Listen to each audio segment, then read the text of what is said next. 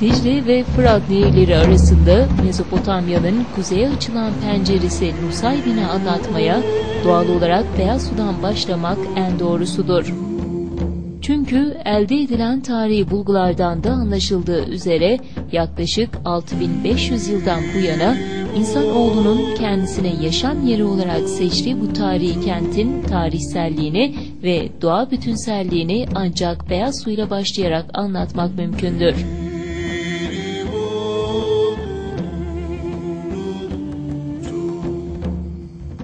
Tarihin derinliklerinden günümüzün yaşam imgelerini taşıyan pınarların duruluğundan yola çıkarak anlatmak gerekir. Nusaybin bilindiği kadarıyla ilk olarak M.Ö. 4500 yıllarında Subarular tarafından yaşam alanı olarak tercih edilmiş. İlk olarak Subarular buraya yerleşmişlerdir. Yine M.Ö. Sümer kralı Lugazakis tarafından Nirbo adı verilerek Çağçağ Deresi'nin batısında yeniden inşa edilmiştir. Bütün tarihi akışı içinde Nusaybin, yukarı Mezopotamya'nın daimi ve en büyük kenti olarak varlığını korumayı bilmiştir.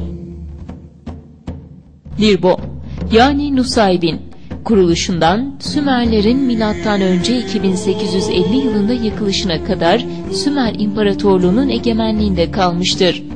Daha sonraki tarihsel evrelerde Akatlar, Akat-Sümer İmparatorluğu, Babiller, Mitaniler, Asurlar, Med-Persler, Selevkuslar, Abgar Krallığı, Romalılar ve Sasaniler egemenliğinde kalmıştır. Nusaybin, milattan sonra 637 yılından itibaren tarihine yeni bir pencere aralamış ve İslam orduları egemenliğine girmiştir. Bu dönemde sırasıyla Emeviler, Abbasiler, Mervaniler, Eyyubiler, Selçuklular, Hulagu Han, Karakoyunlular, Artukoğulları, Akkoyunlular ve en son olarak da Osmanlıların egemenliğine girmiştir.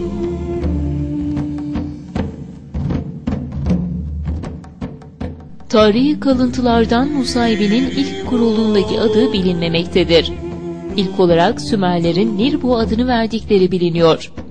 Bunun dışında Babiller şehri Aramis veya Nisibis, Hurimitaniler Nabila, Kenge, Nasubina, Asurlular Mebbin Suba, Romalılar Antimosya, Süryaniler Nasibina Sarbo, Sasaniler Ahvaz, Araplar Nasibeyn, Osmanlılar Nisebin, Cumhuriyet döneminde ise Nusaybin adını almıştır.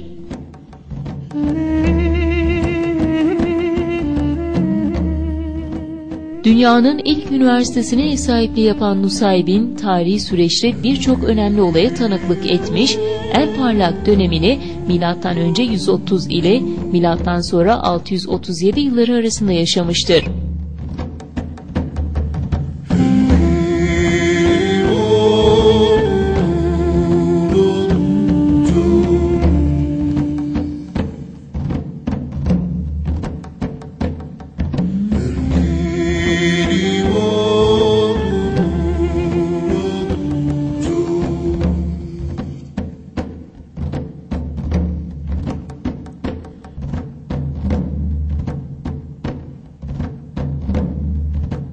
Kimleri yetiştirmedi ki bu kent bu tarihi süreçlerde?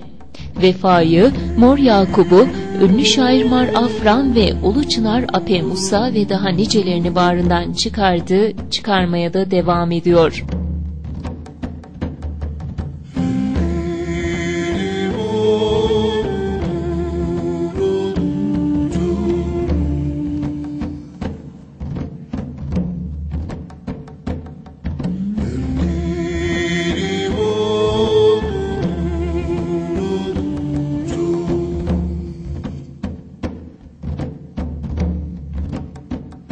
Kurulduğu ilk günden bugüne sürekliliği olan bir tarihsel sürece sahip olan Nusaybin, tarih boyunca her türlü eziyet ve zorbalık karşısında dimdik ayakta kalmayı başarmıştır.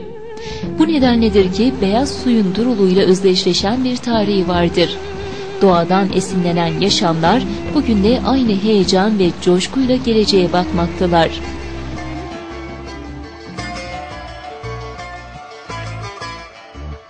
Doğası ve insanıyla günümüz Nusaybin'i hüzünlü bir öykü olmakla birlikte geçmişin izlerini güneşin kanatları arasında saklamayı bilmiş bir onur abidesidir de aynı zamanda. Tarlasındaki kadınından köşe başında umuda yelken açmak üzere bekleyen orta yaş insanına kadar herkesin umududur çırmıkta ilmikleri düğümlenen yaşam.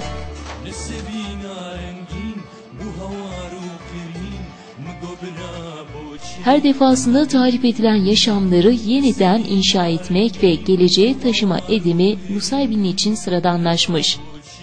Salıncakta sallanan çocuğundan sokakta devrin teknoloji nimeti bellediği ama asıl olarak yaşamının demini içinde kavurmak üzere hatır gönül aletiyle yürüyen insanına herkes aynı nehrin akıntısına kendisini kaptırmış.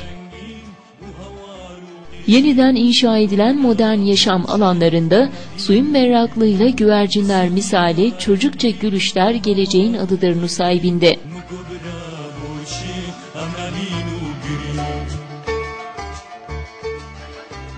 Bu Nusaybin ki yukarı Mezopotamya'nın Anadolu'ya açılan penceresi olarak Dicle ile Fırat arasına demir atmış gelip gidenleri seyrediyor. Onurlu geçmişiyle dimdik ayakta durmanın keyfini en çok yaşlı gözlerdeki mahmurlukta ve çocukların bahtiyar gülüşlerinde arıyor.